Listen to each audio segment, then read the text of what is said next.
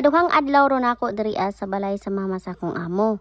Kay lagi sila na nag-travel, unya diri ko gibilin. Basta gani katulong ka diri sa Middle East, expected na jud na nimo kapag mag-travel ang imong mga amo, ibilin jud ka sa ilang inahan, sa ilang iyaan or sa bisan asa nga kaliwatan. Di ka pwede mag-inusarag bilinda sa imong balay. So mo to fast forward, gi-pick up ko diri sa balay, gidala dito sa mama sa iyahang amo.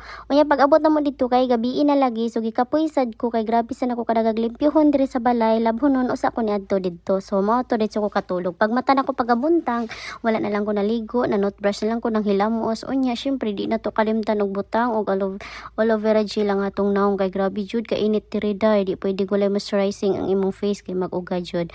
Unya pag humanan ako ilis dira ni baba nako, naamang gud akong kwarto diri sa second floor. So mababa ko sa ubos kay magtimpla og kape niya ako mga igsoon sa kong mga amo draw iyang inahan. Alas 12 na ni sa udto pag yun sila ng mata kay dugay man sila mang mata diri niya. Ako sad anytime pwede ko bisag unsang oras sa mga mata. So syempre magsugod jud ang atong adlaw og kafe kay di pwede di ta magsugod og kafe sa adlaw. So pag human og kafe nako dira mga day kay gigutom pa man ko, so naghimo na dayon ko og ako ang pamahaw pa niha pero alas 12 na. So mao ni ang akong pamahaw to na cucumber og butang lang sa akong mais. Pag human ako pamahaw ni saka ko sa taas kay malimpyo na pud ko sa kwarto kay gakata kay namo ko sa kwarto sa bata natulog god.